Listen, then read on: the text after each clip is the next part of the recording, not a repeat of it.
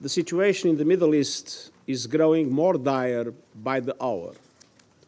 The war in Gaza is raging and risks spiraling throughout the region. Divisions are splintering societies, tensions threaten to boil over.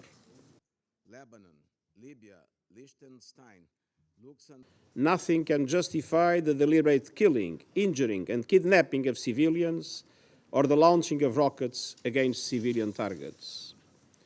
All hostages must be treated humanely and released immediately and without conditions. Mexico, Morocco, Namibia. It is important to also recognize the attacks by Hamas did not happen in a vacuum. The Palestinian people have been subjected to 56 years of suffocating occupation. Secretary General, His Excellency António Guterres. I am deeply concerned about the clear violations of international humanitarian law that we are witnessing in Gaza. Let me be clear, no party to an armed conflict is above international humanitarian law. Mexico, Morocco, Namibia. Thankfully, some humanitarian relief is finally getting into Gaza, but it is a drop of aid in an ocean of need. In addition, our UN fuel supplies in Gaza will run out in a matter of days, and that would be another disaster. Mexico, Morocco, Namibia. Make the delivery of aid easier and safer, and facilitate the release of hostages. I reiterate my appeal for an immediate humanitarian ceasefire. Mexico, Morocco, Namibia. Even in this moment of grave and immediate danger, we cannot lose sight of the only realistic foundation for a true peace and stability, a two-state solution. Mexico, Morocco, Namibia. Polarization and dehumanization are being fueled by a tsunami of disinformation.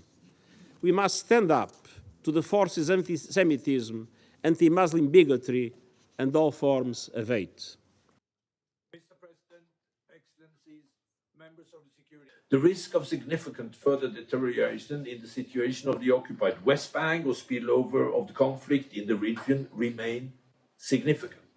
Medical workers and first responders, with more than 50. The unresolved conflict and continued occupation shape the reality of every Israeli and every Palestinian. For 15 years, the Palestinian population have been living under militant rule and a strict closure regime as the Palestinian divide hardened. For a generation, hope has been lost, and despair has prevailed for those who see prospect for a more peaceful future pulling still further away. Only a political solution will move us forward.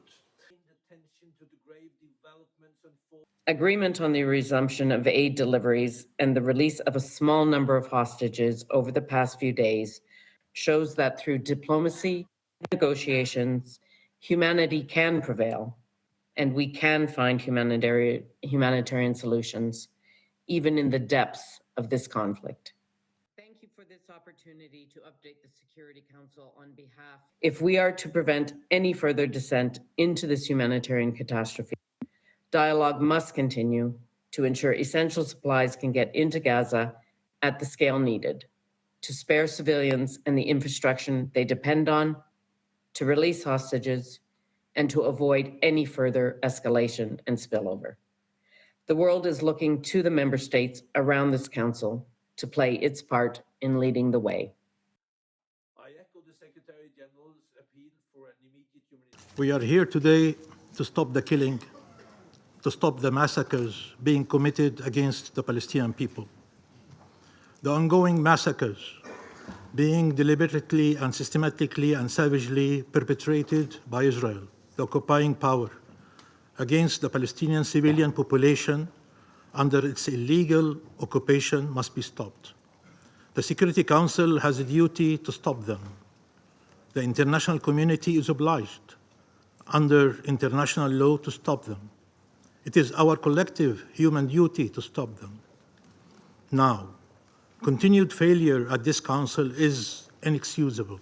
No amount of weapons, no alliance will bring What Israel is doing is constant with its belief that we are subhumans, or human animals, as they put it. But surely you don't share that belief. You do not believe our lives are less worthy, less sacred, more expendable. So imagine what you would do if bombs were falling on Israel, killing civilians by the thousands, and then ask, why is this any different? Young babies, children are held in Gaza. This is beyond imagination, a living nightmare.